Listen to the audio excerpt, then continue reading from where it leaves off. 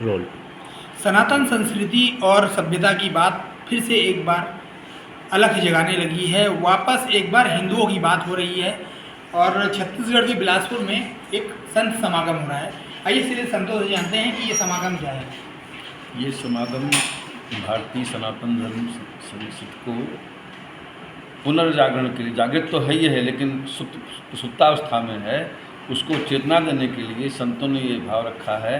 क्यों, जब जब विधर्मियों का या धर्म की रेल पटरी से हट जाती है तो चिंता किसको होती है? जो उसके संरक्षक होते हैं। आवश्यकता से आविष्कार होता है। संतों को इस विषय में चिंतन करने की आवश्यकता इसलिए पड़ी कि जो वर्तमान परिस्थितियाँ देश विदेश या वर्तमान अपने प्रांत राज्यों में हैं, उनसे त्राण पाने के लिए और अपनी सनातन धर्मी जनता जनार्दन को सचेत करने के लिए, पुनर्जागृत करने के लिए, अपनी भारतीय संस्कृति को महिमामंडित करने के लिए, हम जन जागरण के लिए समाज के हर सनातन धर्मी आयाम को, चाहे पुरोहित हैं, चाहे वो वैदागुनिया, पुजारी, संत, इन संतों का प्रयास है कि हम फिर से अपने इस पुराने गौरव को प्राप्त करके समाज में समरसता का, सद्भावना का, प्रेम का वातावरण बना करके समाज को एक दिशा दे सकते हैं।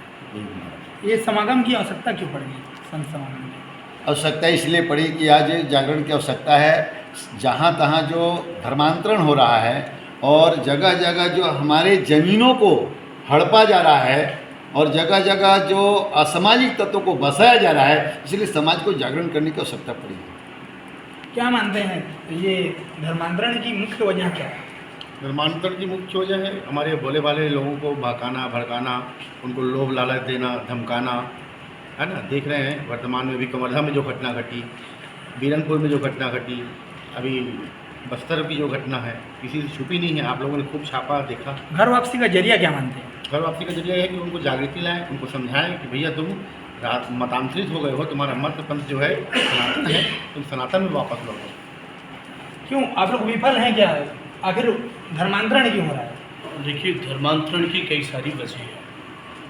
एक तो जब व्यक्ति सशक्त नहीं होता है, चाहे वो आर्थिक रूप से हो या बौद्धिक रूप से हो, तो सदैव हम देखते हैं कि विश्व में ऐसे बहुत सारे उदाहरण हैं कि लोग उनको वर्गलाने का काम करते हैं। हमेशा ताकतवर वर्ग लोगों को अपनी ओर खींचने का काम करता है। निसंदेह ये भारतवर्ष सबके लिए है।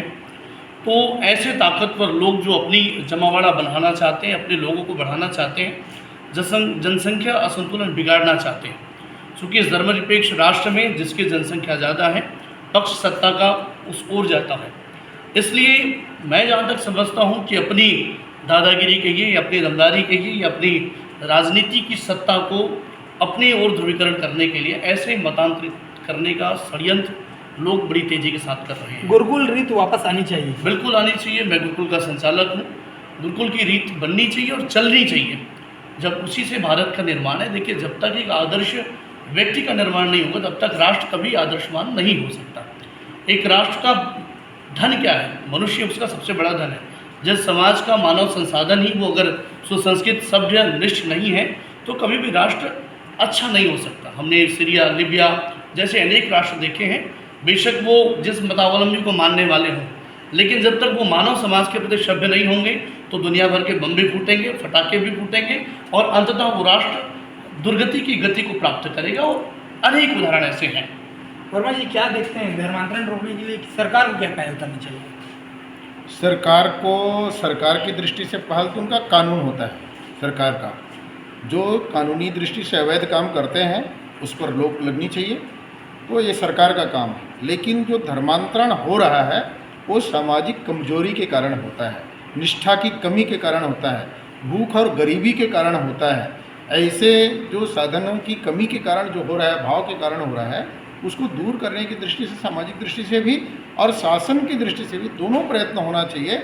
लेकिन धर्मांतरण का मूल कारण है धर्म के प्रति, अपने पूर्वजों के प्रति, अपने समाज के प्रति निष्ठा की कमी के कारण ही धर्मांतरण हो रहा है। नहीं तो मरना स्वीकार करता है व्यक्ति, धर्मांतरित नहीं होता है। पूर्व की सरकार में धर्मांतरण ज़्यादा हुआ या वर्तमान में? धर्मांतरण किसके समय ज़्यादा हुआ है, नहीं हुआ, इसका मेरे पास आपके पास कोई आंकड़ा है क्या? मेरे पास आंकड़ा नहीं है किसके समय, लेकिन धर्मांतरण तो लगातार चल रहा है। कोई बीज जब शुरू होता है तो धीरे धीरे वो पौधा का रूप लेता है, पौधा के बाद में फल फूल आता है। उस समय अंकुरित हुआ, आज इस समय फल फूल दिखाई दे रहा है, इस समय बढ़ता हुआ दिखाई दे रहा है। स्वरूप तो शुरुआत से ही ईसाई मुसलमान लोग ये सब कर ही रहे हैं, धर्मांतरण का ये मूल है। अब जैसे उदाहरण के लिए भागीरथी जी ने ज़्यादा तप किया कि भागीरथी के पूर्वजों ने तप किया गंगा को लाने के लिए, ऐसा कोई प्रश्न करेगा तो उसका उत्तर क्या आएगा? उसका उत्तर आएगा कि सभी पूर्वजों ने एक साथ प्रयत्न किया, उसका फल भागीरथी के रूप में मिला है। पहले से ही धर्मांतरण का काम चल रहा था, उस पर समाज को और सरकार को भी जो पहल करना चाहिए वो नहीं हुआ ठीक प्रकार से। इसके कारण से धर्मांतरण इस समय बढ़ता हुआ, फलता हुआ दिखाई दे रहा है। हिंदू राष्ट्र के लिए क्या कहना चाहिए? हिंदू राष्ट्र तो भारत है और भारत संवैधानिक दृष्टि से हिंदू राष्ट्र घोषित होना ही चाहिए। आज नहीं होगा तो कल होगा, क्योंकि भारत का विभाजन धर्म के आधार पर ही हुआ था। धर्म के आधार पर भारत का विभाजन हुआ तो पाकिस्तान मुस्लिम राष्ट्र घोषित हुआ, तो स्वयं भारत हिंदू राष्ट्र घोषित है। संवैधानिक दृष्टि से इसको लाने की व्यवस्था की आवश्यकता है। और दूसरी बात, इस समय जो